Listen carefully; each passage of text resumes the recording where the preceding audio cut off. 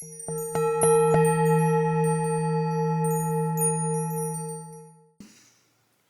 everyone, Satnam. My name's Elise and you're watching Satnam Spirituality. This is a collective reading for the Libra solar eclipse on October 2nd, which you'll be seeing this on the 1st. And yeah, so this is the last of the eclipses in this cycle. Usually they're in 2 to 3. Paired up depending on where the new moon and the full moons land in respect to the north and south node. So we're going to take a look in. I've been feeling that the energy has been,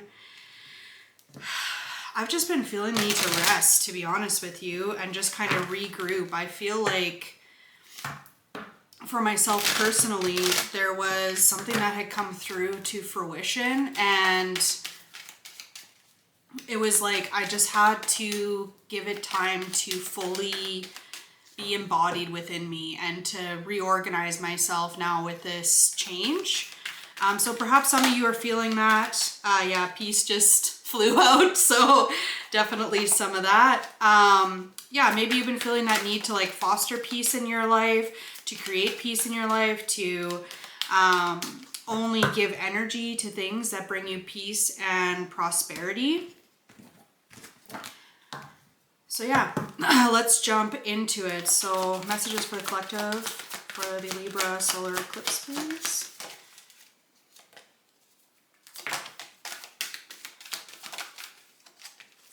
All right, so the bottom of the deck, we have assessing. So definitely that energy of really taking a step back, taking a look at how things are playing out. How are our goals coming into fruition? Really paying attention to how things are manifesting for us, or how we feel about things that we're asking to call into our lives. So we have surrender here. We have faith. So definitely a moment of pause, and especially during the new moon.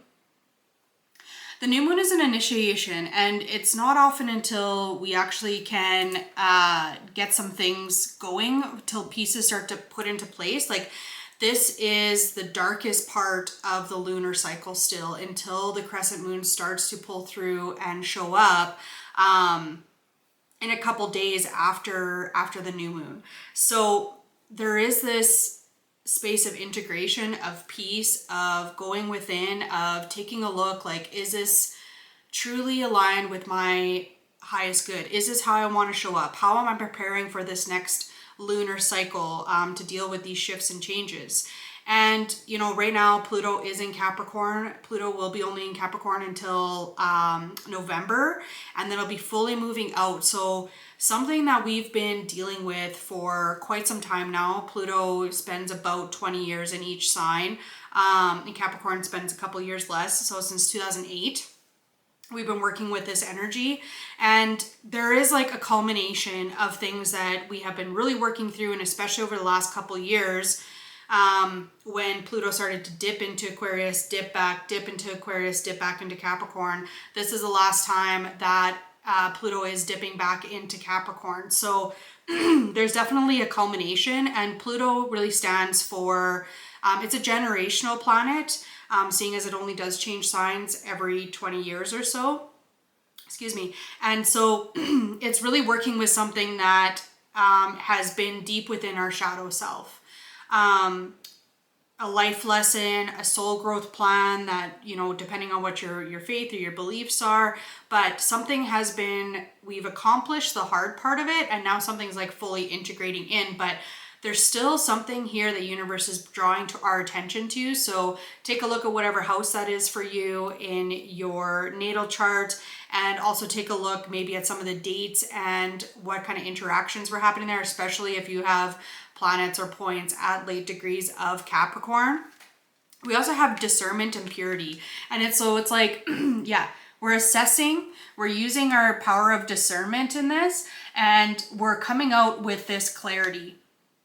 We're coming out with this sense of renewal And we're like, okay, what do we want? Now that there's been a clean slate, we're stopping, we're assessing, we're taking a look at what we want with the Hunger card here and wisdom showing up. And we're really taking a look back at the lessons that we've learned and moving forward from a place of empowerment, because that's ultimately what Pluto wants us to do, is become empowered. And it's moving through this shadow self. Yeah, I've got Toad, observe, for all who watch, see, and shapeshift. Transformation is not the loss of what once was, it is the evolution into a more powerful self. So definitely this lunar cycle is using that energy, has the energy of transformation, but it's like there's a pause here, there's a space for integration, especially with this being on the South Node. It is a point of release. It's something that we're no longer meant to work with. So it's like we're clearing out all of that. And this lunar cycle, with the full moon being in Aries later on this month, this lunar cycle will be kind of re-identifying in, and there'll be a culmination that brings us back to self. Aries is about the self. And not in a selfish way, but prioritizing what your passions are, what your desires are, what you want your life to look like. And so it's like we're watching and we're adjusting. We're using this period to adjust to the new things that are showing up in our life, paying attention to the things that are leaving. And we also have meat and wine, which is your presence embodied, tasting the pleasure flowing through your being. And so, yeah, it's like we're becoming embodied within ourselves. It's like I'm getting the message that there was a period where we felt like dissociated from ourselves. And it's like now we're starting to really feel what it's like to actually live an embodied life and not just feel like we're being tugged around by a leash, but actually taking a step forward and guiding and charging forward. So at the bottom of the deck, we have straw bale. It's time you step out of your comfort zone, take up space, and reach new heights, 100%. And so before we go ahead and do that, there's this period of reflection here. Where do I want to? Okay, let's use these. So you might be taking that time to assess. You may have seen some with that lunar eclipse in Pisces bringing in that new energy. You might have already had a hint at what's to come and what we're going to be working with over the next couple of years in our soul's evolution here. And it's like now we're taking stock, taking time to look back at what once was and how we don't want to show up anymore. So we have substance at the bottom of the deck with the King Oyster. We have the common puffball, let go. I remember playing with these as when I was a kid. So yeah, number 13 too, as well, which is often associated with the moon. So it's like, yeah, letting go of this prior version of ourselves. That's what we're kind of working through, but just with like that childlike enthusiasm to move forward, like finding out what sparks us. We have red cage, capture, and maybe we were feeling trapped within that. Blue Lyra Teomyges, discovery, unknown, and dead man fingers, timing. So yeah, so it's like divine timing isn't here yet for this new thing to come into full fruition. And we're sitting there and we're discovering, we're learning more about what's showing up for us, how we want to move forward. And that's why there's this kind of in-between spaces, because we haven't fully come into that embodiment. And I have a feeling that we're going to be shifting out of that when Pluto moves into Aquarius for the final time. There's also Saturn. Some of the planets are coming out of their retrograde. Specifically, Saturn will be coming out of its retrograde. So if we've been feeling a lot of delays, a lot of stuckness, this will start to move forward in a more structured way that allows us to take things in a pace that works for us. And that is one of the gifts of Saturn. I didn't ask for a card yet, so I won't take that one. Libra solar eclipse, please, for the collective. You have the runaway, secrets, running from problems. So maybe perhaps this is something that we haven't quite faced yet. However, I do see that the bird cage is open on this card, and there's a beautiful flower that's coming out of it. So it's like as soon as we step out of these expectations, you know, and this running away from problems, or perhaps things that we're keeping to ourselves out of fear for actually revealing who we are. And it's like it's like Spirit's like, no, once you become empowered, there is no need to make yourself small to fit into situations. And yes, that means that certain things might no longer be part of where you're at in life right now. But that means that it opens the door for these new things to come into fruition. The first card that actually popped out here was the Aspirant, Ambition, Diligence, and Setbacks. So just coming back to this message of wanting to move forward, but there's like these setbacks. And this is very, very close to the Hierophant card, just with the imagery here, with like the receiving, and then also the keys up here, which is like the keys to knowledge. And it's like Spirit is going to be gifting us this, and especially with the sun in the back, which is definitely a sign of Spirit, is like Spirit is going to be giving us this gift of knowledge of where we need to head forward to again, but it's just not quite time yet. We have the Waker, awareness and reflection. So maybe we're just becoming aware of this, and we're reflecting on where we were, and exactly like I was saying, with with questioning where we were in the past and why those things didn't serve us and how we want our lives to look now. And then we have the Herald, small regrets and longing.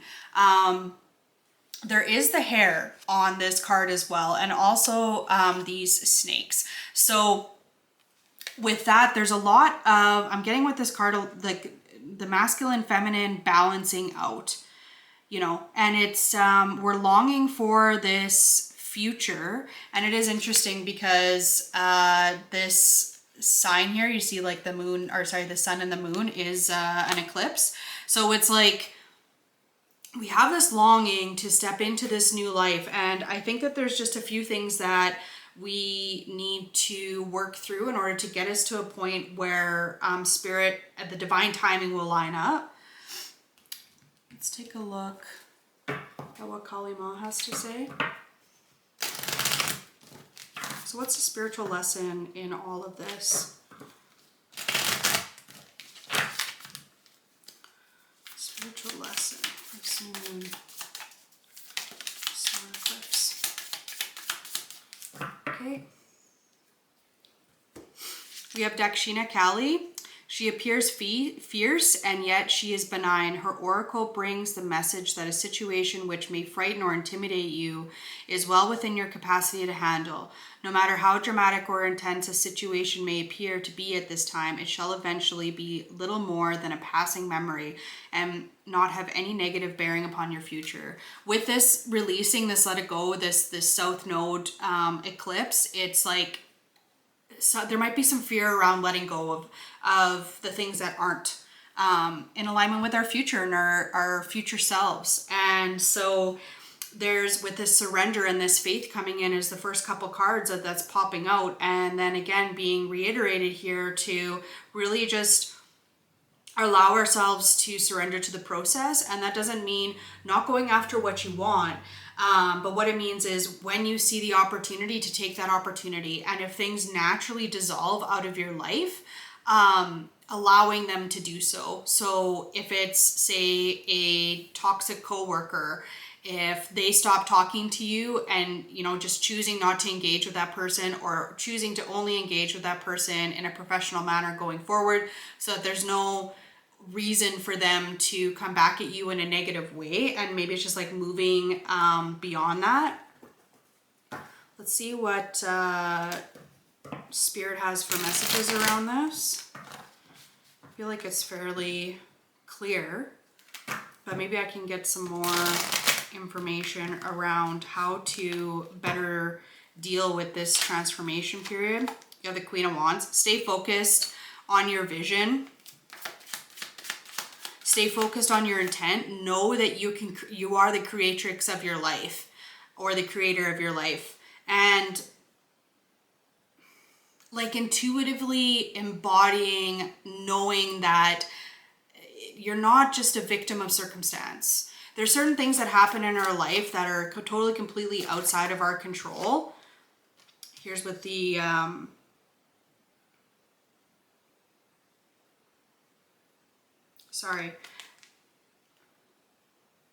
it's the Ace of Wands. And so it's like there's this new passion being ignited within this. It's like the fire energy can really be associated with like entrepreneurship, going after, not caring what other people think, about truly focusing and honing in on what your desires are and not letting anything come between you and that desire. That doesn't mean forcing a situation to happen. It means persevering through difficulties, adapting to challenges, and also trusting the intuitive guidance that you're receiving into what to step away from, what to head towards. I feel like there's going to be a nudge, yeah, with the Chariot here at the bottom of the deck. Yeah, there's going to be like a nudge to make a decision. And I'm getting for some that it might be something that's actually just removed from your life. Either they remove themselves from your life. Spirit removes it. We have the Sun and the Star at the bottom of the deck with the Queen of Cups, Prince of Cups, and the Ace of Pentacles. This is just like coming into enlightenment, you know, trusting Spirit to guide you. This is really also about understanding the emotional needs of other people around you and how you can support them in those needs, but also understanding like that you don't need to come second. And so it's like there's this warmth within, this like healing light within, and I feel it in the heart space, especially with the Sun being here. But I feel it within this heart space, and maybe it's a feeling of low self-worth that you've been struggling with. But it's like, no, I'm moving forward to build my reality intuitively guided. Taking action on that. Understanding what my resources are is also something that I'm getting. All right, let's get into the cards here. So you had the Eight of Wands and the Three of Pentacles. And so it's like you're going to be recognized for your efforts. There's communication coming in, especially with the Eight of Wands here. But it's like there's this recognition of what you have been going through, how hard you work, what you've been sacrificing. I'm getting this is kind of career related for a lot of people, but it can also just be within your personal space, or maybe it's you recognizing yourself for how much hard work and dedication and effort that you've put into things, and that you're no longer going to allow yourself to feel diminished based on things that are not actually associated with you at all. And it's like there's this communication either spiritually from someone in your environment that's coming in to just kind of help you make yourself aware or help you stabilize within this like embodied approach. We have the High Priestess here. What else do we have? The Four of Pentacles. And it's like, yeah, just again with this intuitive guidance as to how to take back your power. And really becoming solid in that, really trusting that with this surrender and faith.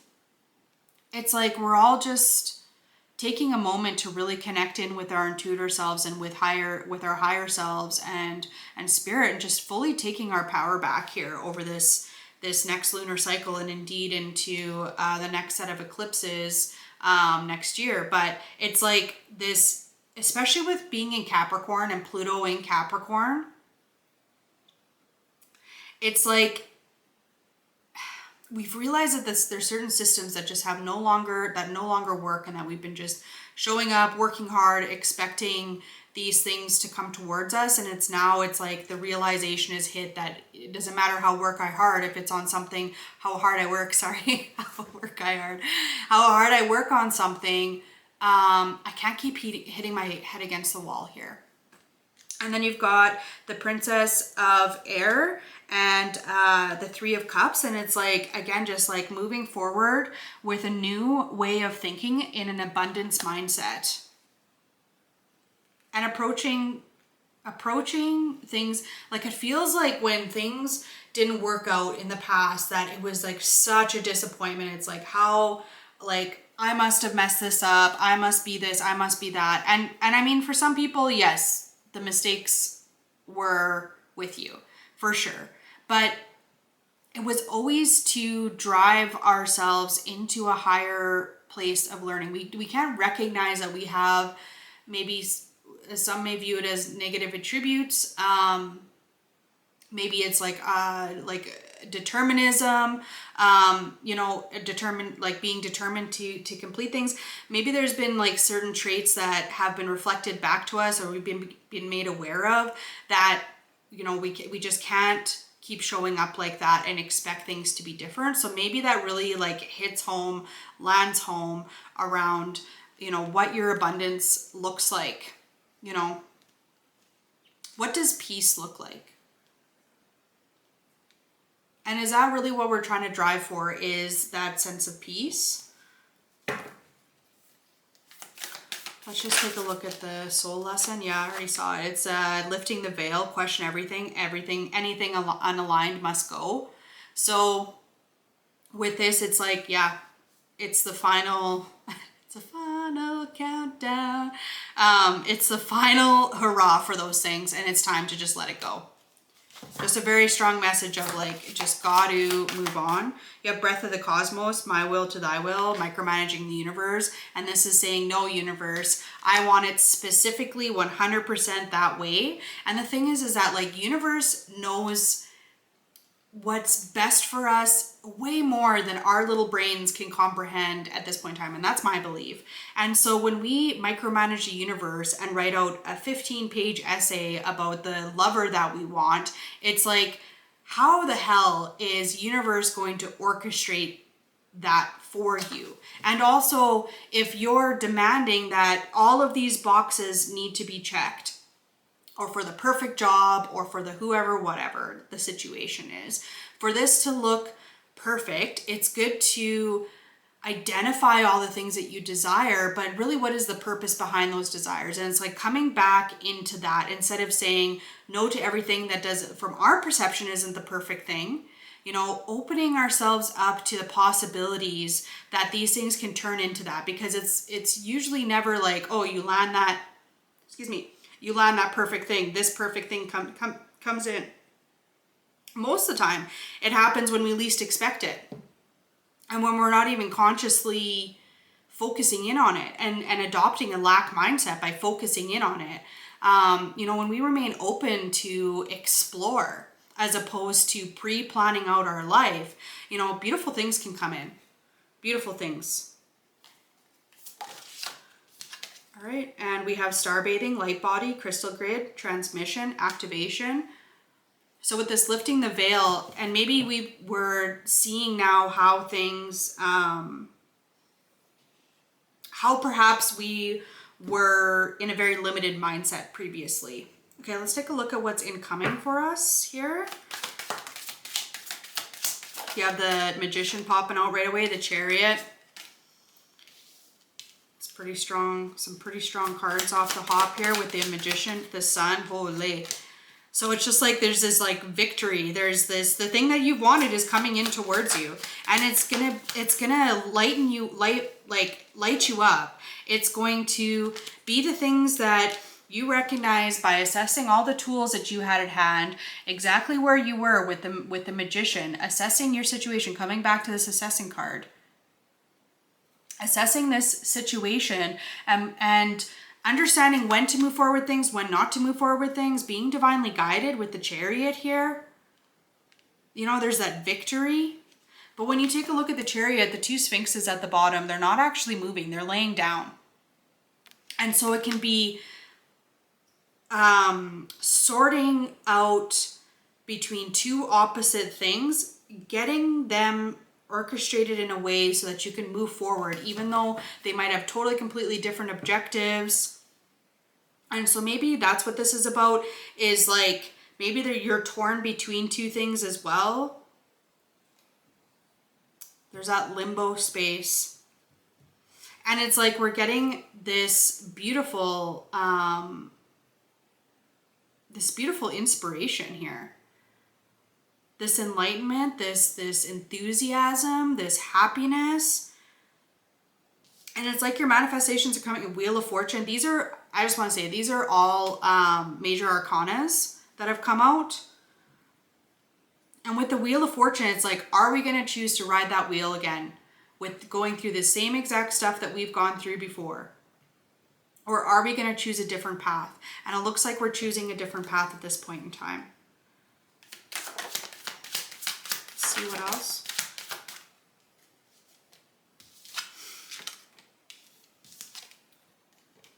Two of Swords, Four of Swords, and Three of Pentacles. It's like we can't we can't make a decision around, we can't make a decision on like where we need to stop, where we need to go. And it's like we're clearing out that decision. It's like the answers that you need are coming over this next lunar cycle. And I think it'll probably be around the full moon or the third quarter moon that these things will come in when we start to wrap up. But there's going to be things that are going to be start showing up in light. So what's going to be happening between now and the full moon?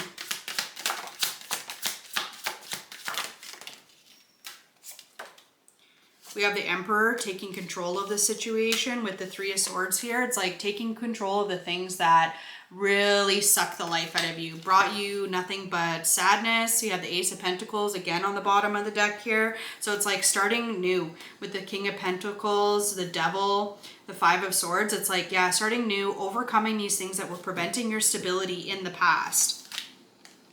We also have the Ten of Wands. Yeah, putting down the burden next to the Ten of Pentacles.